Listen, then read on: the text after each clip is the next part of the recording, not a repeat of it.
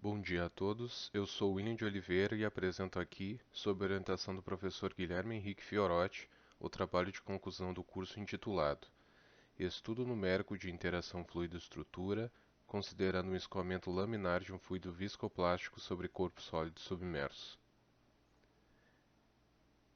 O trabalho apresentado tem por motivação os movimentos de massa e corridas detríticas, que são efeitos geradores de catástrofes naturais.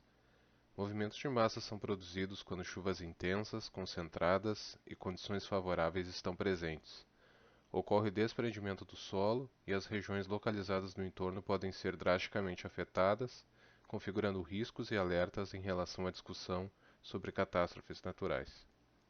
À esquerda do slide são apresentadas as consequências social e civil estrutural em tabela adaptada da literatura. Levantamentos apontam para um grande número de vítimas, perdas materiais e pessoas desabrigadas. Como exemplo, podemos apontar o acidente da região serrana do Rio de Janeiro, em 2011, considerado uma das maiores catástrofes naturais brasileiras, deixando 772 mortos, mais de 300 desaparecidos e causando destruição generalizada. À direita, configurando prejuízos financeiros, imagens de acidente industrial na refinaria Presidente Bernardes da Petrobras, na Serra do Cubatão, em São Paulo. Entre limpeza, reparos e 3 semanas de interrupções da planta, estimam-se danos de 40 milhões de dólares.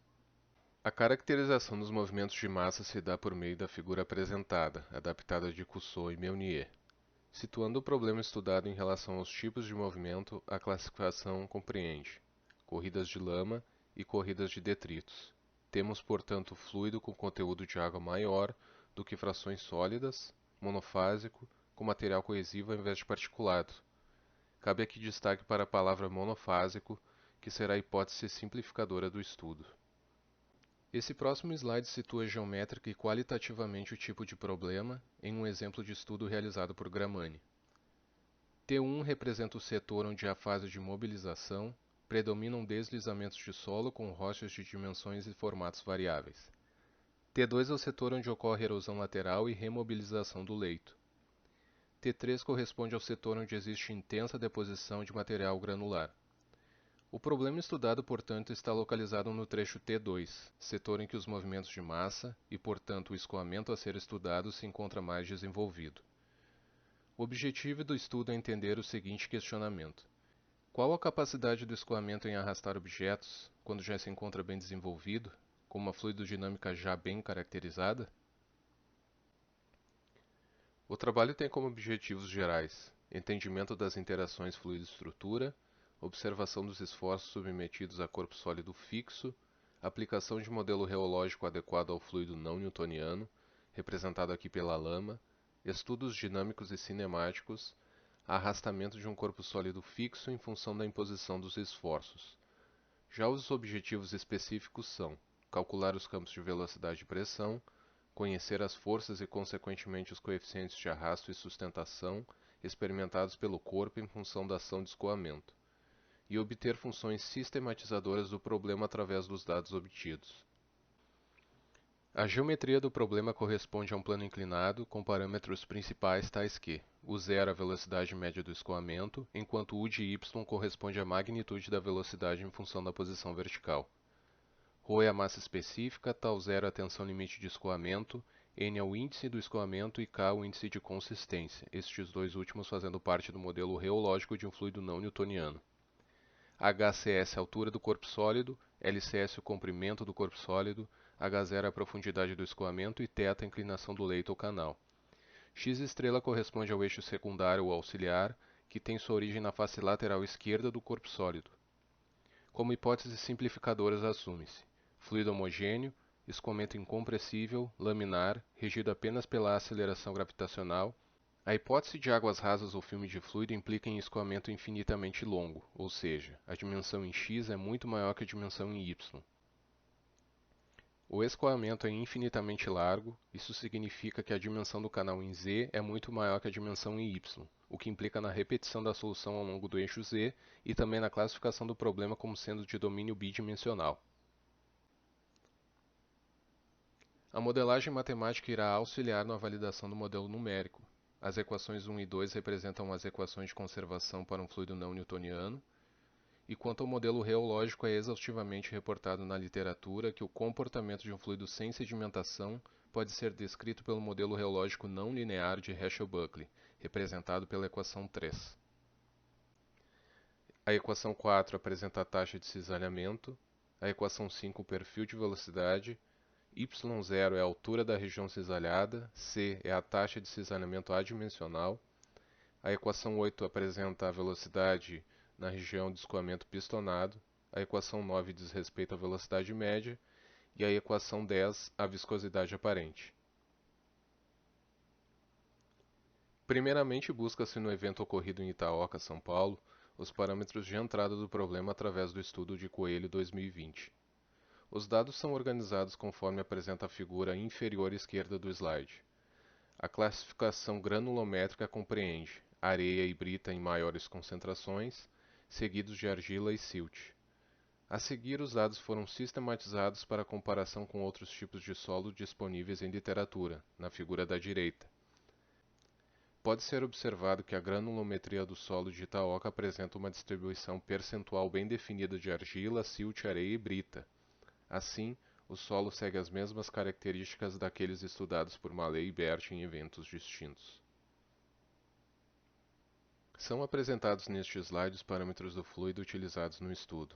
Para eventos brasileiros não foi possível encontrar na literatura dados suficientes de eventos de corridas de massa. Os parâmetros do fluido tipo, então, são baseados em estudo de Bert 2000, da Bacia de Aquabona, Itália. Esses parâmetros, junto com a definição de H0, são inseridos na formulação matemática, resultando nos parâmetros cinemáticos. O zero vale 3,1427 metros por segundo. Na metodologia numérica são utilizadas as equações de conservação completas, associadas ao método VOF, ou volume de fluido, para a solução da interface entre os dois fluidos presentes. O ar é o fluido newtoniano e a lama, o fluido não newtoniano. Para a resolução numérica de um problema envolvendo um fluido não newtoniano do tipo Herschel-Buckley, é necessário que a descontinuidade existente na modelagem matemática seja corrigida. Aplica-se então o modelo biviscoso como apresentam as duas equações do slide. A simulação CFD é realizada em OpenFOAM de código aberto e o pós-processamento é realizado tanto no Paraview quanto no MATLAB. Essa é a malha utilizada no estudo de validação. Cabe ressaltar que a resolução do problema adota a inclinação do canal equivalente a θ igual a 7 graus. Entretanto, como recurso numérico e simplificação, a inclinação é inserida apenas na decomposição da aceleração gravitacional. Essa é a razão pela qual a configuração da geometria não é apresentada em rotação. Essa é a malha utilizada quando na inserção do corpo sólido fixo, a posição de x igual a 30 metros será utilizada para posicionamento do obstáculo, visando condições de escoamento bem desenvolvido. A região de maior refinamento tem dimensão de 2 metros, sendo o dobro de H0, para melhor captação comportamental do escoamento nessa faixa, que se torna mais crítico do que a parte superior, onde somente o ar está presente. As condições de contorno são apresentadas na tabela da direita. A fronteira α1 corresponde à entrada de lama e β1 da entrada de ar. As fronteiras α2 e β2 correspondem à saída de lama e ar, respectivamente. A corresponde à fronteira da atmosfera. W e O são as fronteiras do fundo do canal, representando a condição de não deslizamento. A maior parte das condições de contorno são de Neumann, ou segunda espécie, e representam a condição de fluxo prescrito como sendo igual a zero. A condição inicial para a porção de lama é do tipo de Dirichlet, sendo o parâmetro de entrada igual à velocidade média. O estudo de convergência apresenta a malha M1 de 40.000 volumes como sendo a que mais se aproxima da solução analítica. Os parâmetros calculados utilizam a formulação de Roche. Para a validação em regime permanente, os dados extraídos deste slide correspondem à região do domínio igual a 30 metros.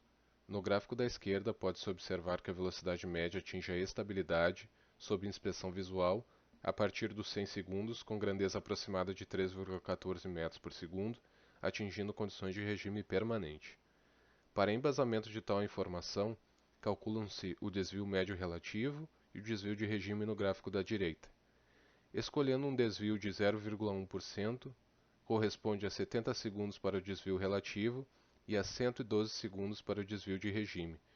O intervalo adotado é o de 112 segundos para um intervalo maior de segurança em escoamento bem desenvolvido. A estimativa inicial de N0 é dependente da consistência do material. O gráfico à esquerda apresenta os perfis de velocidade com diferentes valores de N0 em comparação com a solução exata. Os valores que mais se adaptam à solução analítica são os de 0,80 e 2 metros ao quadrado por segundo. O valor da viscosidade aparente adotado é de 2 metros ao quadrado por segundo, visto apresentar o menor erro entre as soluções, como pode ser visto no gráfico à direita. Primeiramente, avalia-se o comportamento transiente das soluções. Temos, assim, uma outra percepção de como o escoamento se desenvolve de acordo com as dimensões do obstáculo. Em relação aos campos de velocidade para as três alturas do corpo inicialmente estudadas, ocorre o estrangulamento do escoamento ao passar por sobre o corpo, provocando um aumento na velocidade a jusante.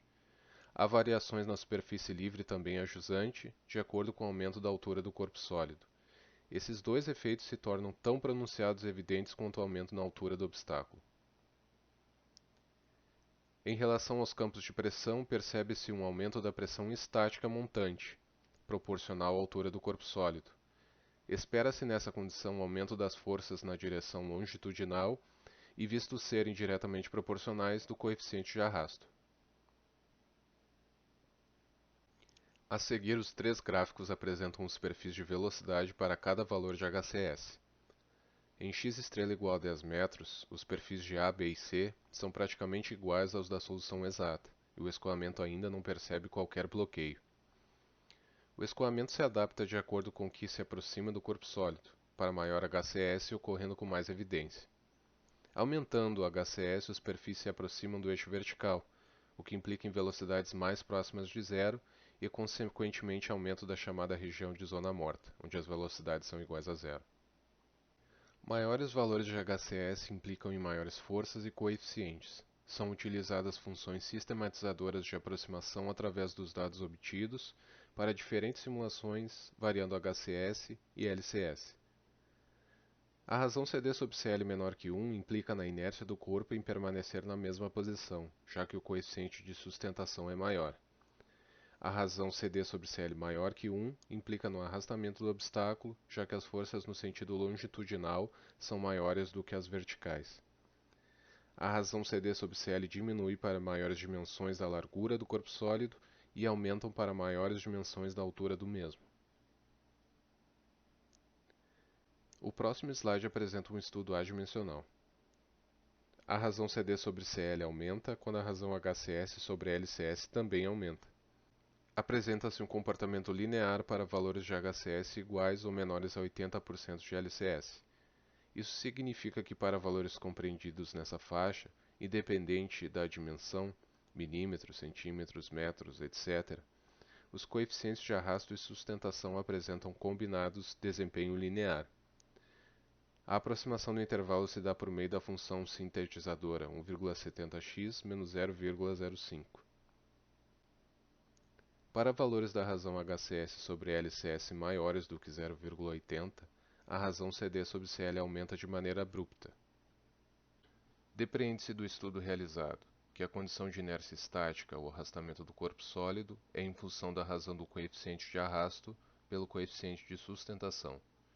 Os dados obtidos por meio da variação da geometria do corpo sólido podem ser aproximados para funções sistematizadoras. As forças e os coeficientes variam de acordo com a geometria do obstáculo, e existe uma relação linear de CD sobre CL quando a altura do corpo sólido é menor ou igual a 80% do seu comprimento. Sugestão para trabalhos futuros: variação dos parâmetros reológicos, avaliação dos números adimensionais, corpo sólido móvel, diferentes geometrias do corpo sólido, aplicação da teoria para avaliar barreiras de contenção. Estas são as referências utilizadas na apresentação. E eu agradeço a atenção de todos e encerro a apresentação para o parecer e as perguntas da banca avaliadora.